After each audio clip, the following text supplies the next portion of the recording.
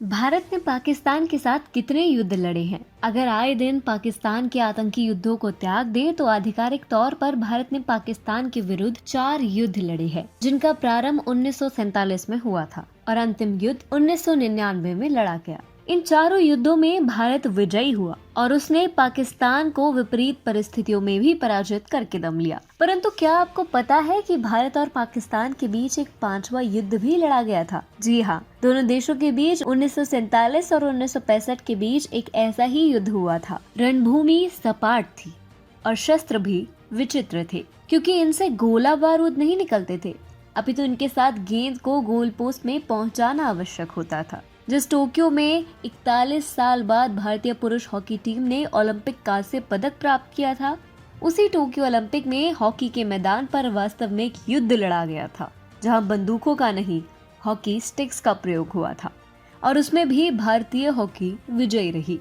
क्या है उस कोमाजावा के टर्फ के युद्ध की कहानी, जानेंगे TFI पर मेरे यानी दीक्षा नेगी के साथ। तो चलिए आरंभ करते हैं।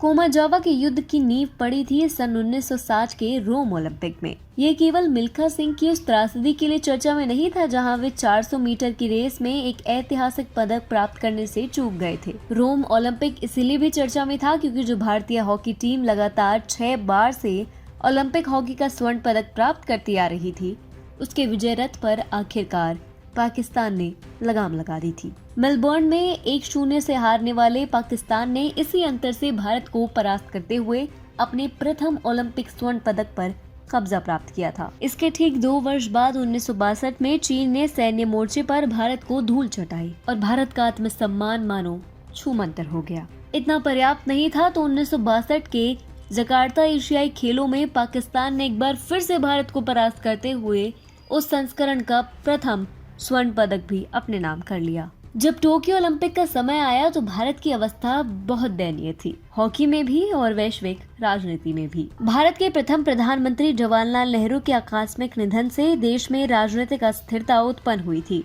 और लाल बहादुर शास्त्री के लिए इतनी बदहाल स्थिति संभालना इतना सरल नहीं था। ऐसे ही भारतीय हॉकी फेडरेशन के तत्कालीन अध्यक्ष के रूप में नियुक्त किए गए BSF के उच्च अधिकारी अश्विनी कुमार के लिए भारतीय हॉकी को पुनः पटरी पर लाना सरल नहीं था, परंतु उन्होंने ये बीड़ा उठाने का निर्णय लिया और जल्द ही टीम का निर्माण प्रारंभ हुआ। प्रबंधक इंदर मोहन महाजन और पूर्व नेशनल चैंपियन नरेंद्र नाथ मुखर्जी के अलावा हाबुलदा के नेतृत्व में एक मजबूत टीम का चयन किया गया। इस टीम के कप्तान के रूप में चरणजीत सिंह को चुना गया, जो रोम ओलंपिक में लगभग भारत को स्वर्ण पदक दिला चुके होते यदि सेमीफाइनल में ब्रिटिश खिलाड़ियों ने बेईमानी से उन्हें चोट न पहुंचाई होती।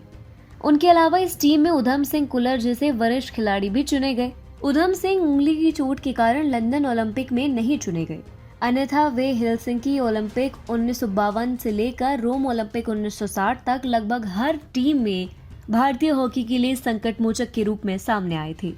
इस टीम के गोलकीपर के रूप में एक बार फिर भारतीय सेना के प्रख्यात गोलकीपर शंकर लक्ष्मण शेखावत को चुना गया। इनके कौशल के कारण भारत ने एक भी टीम को मेलबर्न ओलंपिक में अपने गोल पोस्ट के आसपास भी नहीं फटकने दिया, परंतु इनकी एक चूक के कारण भारत अपना लगातार 7वां ओलंपिक स्वर्ण पदक जीतने से चूक गया। लेकिन इस टीम के सबसे महत्वपूर्ण सदस्यों में से एक थे तत्कालीन भारतीय टीम के सबसे धाकड़ प्लेयरों में से एक, पेनल्टी कॉर्नर विशेषज्ञ प्रितपाल सिंह। इन्होंने रोम ओलंपिक में एक प्लेयर की दृष्टि से सबसे अधिक गोल किए, परंतु वे गोल किस काम के जो एक स्वर्ण पदक न दिला पाए। जब भारतीय टीम बनकर तैयार हुई तो वे एक प्रैक्टिस टूर के लिए न्यूजीलैंड गए। भारत प्रारंभिक मैच मामूली अंतर से क्या हार गया, भारतीय मीडिया ने तुरंत छापना प्रारंभ कर दिया कि इस टीम से स्वर्ण पदक की आस लगाना छोड़ दिया जाए, परंतु इस नकारात्मक कवरेज की ओर ध्यान न देते हुए भारतीय हॉकी टीम ने टोक्यो ओलंपिक में स्वर्ण पदक पर अपना ध्यान केंद्रित किया। बात केवल स्वर्ण पदक की नहीं थी, बात थी आत्मसम्मान की, स्वाभिमान की, बात थी अपने आत्मविश्वास को, अपने सम्मान को वापस प्राप्त करने की। जब भारत ने टोक्यो ओलंपिक में अपना अभियान प्रारंभ किया तो वह उतना धमाकेदार नहीं था। जर्मनी और स्पेन से उसे मैच ड्रॉ कराने पड़े, परंतु जल्द ही भारत ने लय प्राप्त करते हुए अपने बाकी 5 मैच जीते और सेमीफाइनल में प्रवेश किया। सेमीफाइनल में जब भारत का सामना ऑस्ट्रेलिया से हुआ तो भारत प्रारंभ में पिछड़ा, परंतु जल्द ही एक के बाद एक ताबड़तोड़ 3 गोल ठोकते हुए ऑस्ट्रेलिया को न केवल 3-1 से हराया अपितु फाइनल में एक बार फिर पाकिस्तान से अपनी भिड़ंत सुनिश्चित कराई। भारत के मुकाबले पाकिस्तान का अभियान एकदम अजय रहा। उसने भी एक भी मैच नहीं हारा था और ताबड़तोड़ गोल किए 100 अलग। लेकिन 23 अक्टूबर 1964 को हुए फाइनल में पहले ही हाफ में भारतीयों ने ऐसा रक्षात्मक खेल अपनाया कि पाकिस्तान को दिन में ही तारे दिखने लगे। ऐसे में पाकिस्तान ने खेल के मैदान को जंग का मैदान बना दिया। जानबूझकर भारतीय खिलाड़ियों को चोटें पहुंचाई जाने लगी। स्थिति इतनी बुरी हो गई कि एक समय के बाद प्रितपाल सिंह ने अपना आपा खो दिया और एक पाकिस्तानी को जमकर पीटा। हाथापाई तक की नौबत आ गई। आखिरकार मैच के दूसरे हाफ में भारत को एक पेनल्टी स्ट्रोक मिला। पाकिस्तानी गोलकीपर अब्दुल हामिद को पूरा विश्वास था कि भारत के लिए ये शॉट असंभव है, परंतु मोहिंदर लाल के मन में कुछ और ही चल रहा था।